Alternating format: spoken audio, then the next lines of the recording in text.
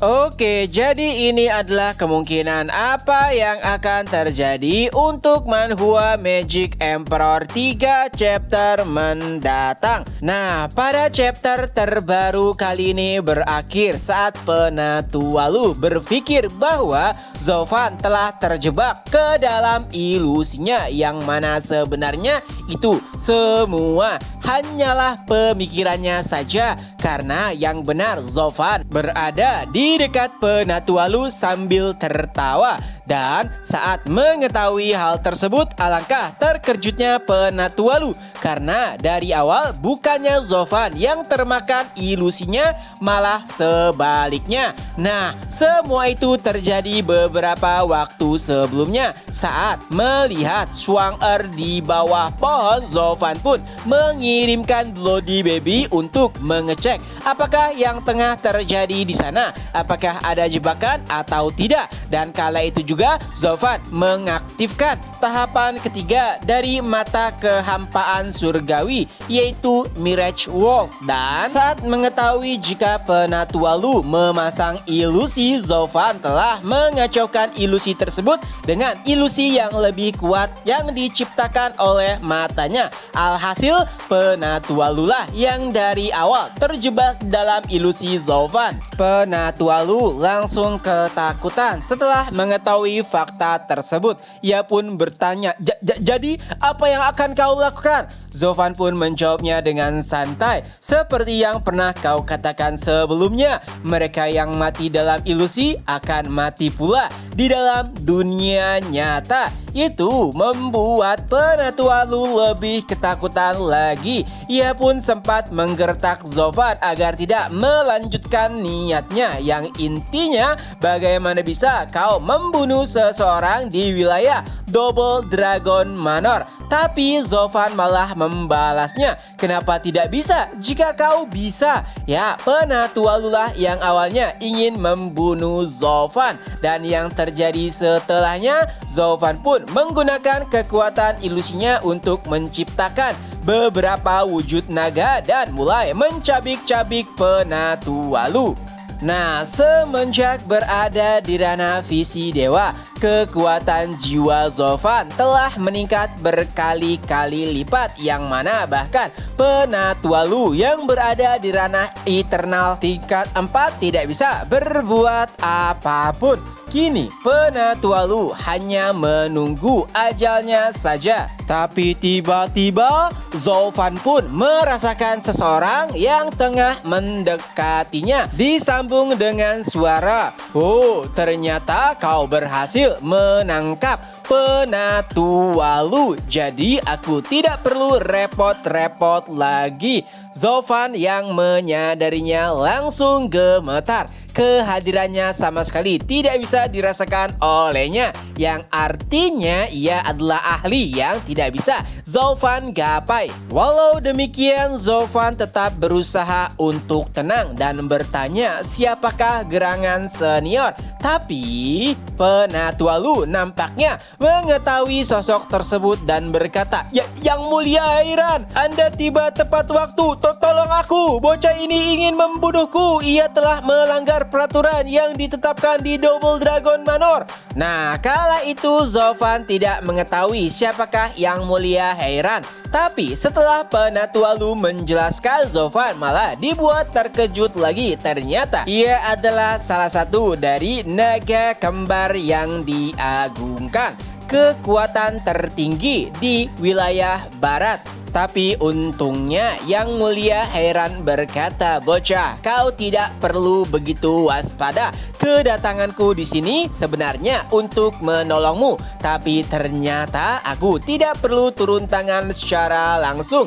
Ia juga meminta Penatu Walu untuk menghentikan omong kosongnya, karena sebenarnya ialah yang telah melanggar peraturan. Berani-beraninya ia membalaskan dendam kepada Zovan dengan cara menculik dua gadis yang dekat dengannya. Padahal Yang Mulia Heiran telah memutuskan hasil dari insiden sebelumnya yang berkaitan dengan dimusnahkannya seluruh anggota Sekte Pengendali Binatang. Dan nampaknya Penatualu sama sekali tidak terlalu menyukai keputusan tersebut sehingga membuat hal bodoh seperti ingin membalas dendam.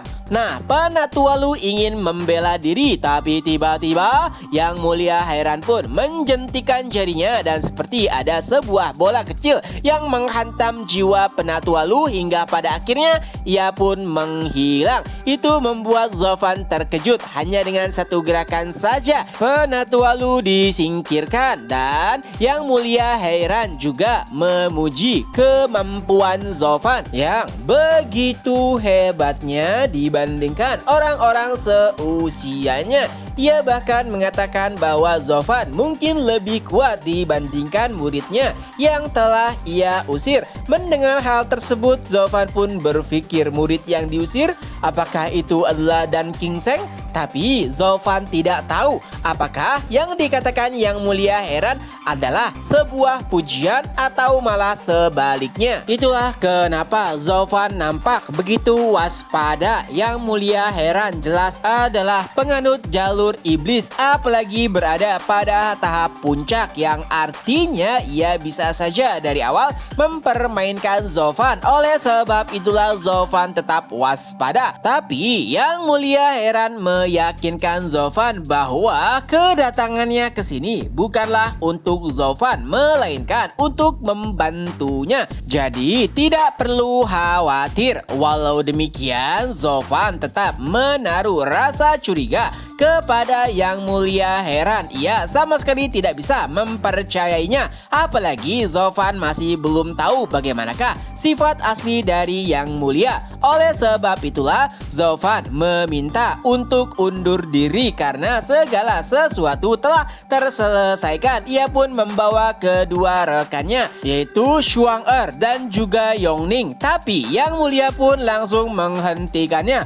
Tunggu, kenapa kau pergi begitu saja? Apakah kau tidak ingin mengatakan sesuatu yang lebih masuk akal? Mengingat aku datang ke sini jauh-jauh hanya untuk membantumu. Nah, disinilah terjadi perdebatan antara Yang Mulia heran dengan Zovan. Tentu saja Zovan sadar pastinya ada niat terselubung. Kenapa Yang Mulia heran datang membantunya? Dan Zovan tidak ingin membalas budi kepada seseorang sepertinya yang mana itu mungkin akan sangat merepotkan. Jadi Zovan hanya berterima kasih dan mengatakan bahwa ia tidak mungkin bisa membalas budi. Dan pada akhirnya Zovan pun ingin melarikan diri dari cengkramannya. Ia bahkan sampai mengabaikan perkataan Yang Mulia heran yang jelas-jelas tengah berbincang dengannya. Nah, di sini intinya Zovan tidak ingin dirinya terlibat dengan apa ataupun skema yang telah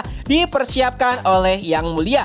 Apalagi dari awal Yang Mulia mengatakan bahwa ia tahu Penatualu pasti akan membalas dendam kepada Zovan. Dan pada akhirnya Yang Mulia heran pun menyampaikan niat aslinya. Ia hanya ingin jika Zovan tidak ikut campur dalam pertarungan sekte tingkat bawah atau bahkan sekte tingkat menengah. Yang Mulia sama sekali tidak membutuhkan persetujuan Zovan karena itu adalah keputusan yang telah dibuat oleh Double Dragon Manor. Alasannya sederhana, Zovan terlalu kuat. Bahkan di antara para jenius dari 3 sekte menengah, kehadiran Zovan saja sudah membuat mereka ketakutan, yang mana itu berarti mereka tidak bisa menilai bagaimanakah kemampuan dari seluruh anggota di sekte tingkat bawah ataupun sekte tingkat menengah, yang mana Double Dragon Manor sendiri seharusnya ingin membuktikan atau mengevaluasi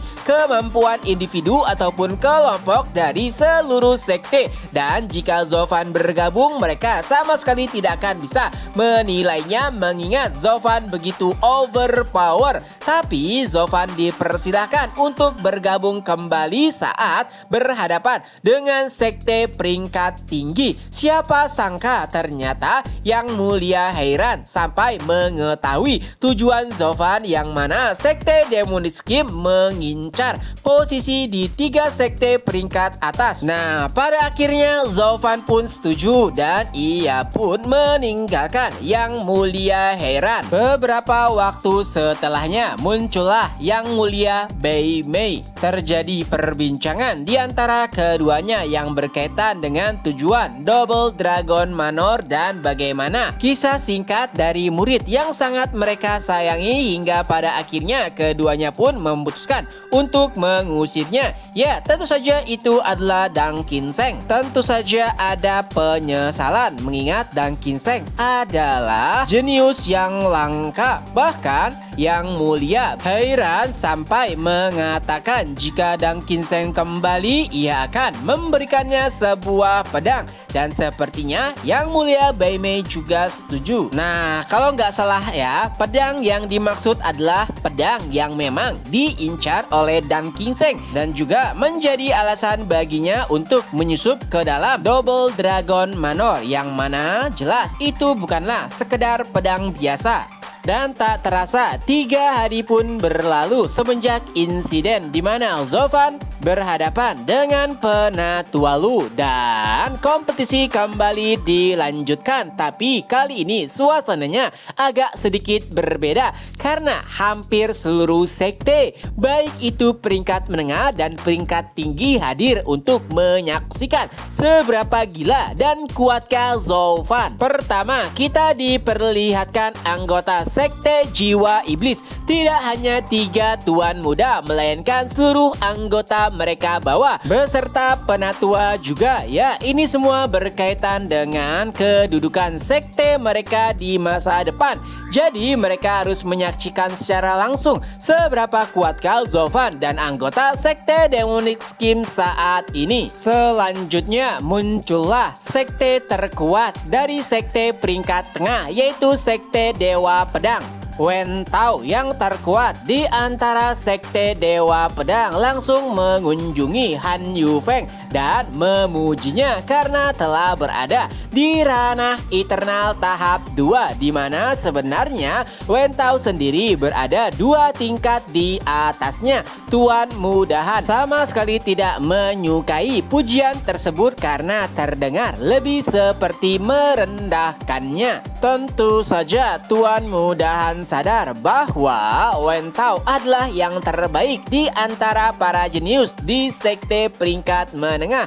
Bahkan kemampuannya saja bisa disandingkan dengan mereka yang berada di sekte peringkat tinggi.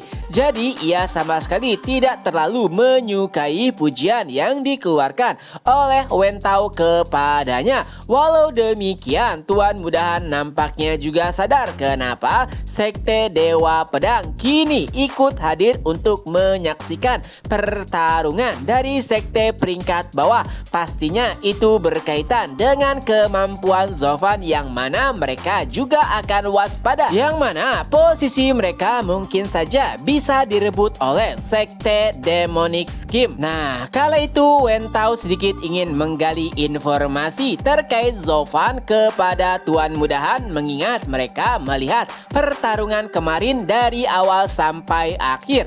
Tapi Tuan Mudahan sama sekali tidak ingin menjelaskan, melainkan ia meminta Wen Tao untuk menyaksikannya sendiri. Hingga pada akhirnya sosok tak terduga pun muncul. Ia berkata, "Perkenalkan, aku adalah Xie Tianyang dari Tianyu. Dahulu aku pernah bertarung bersama Zovan."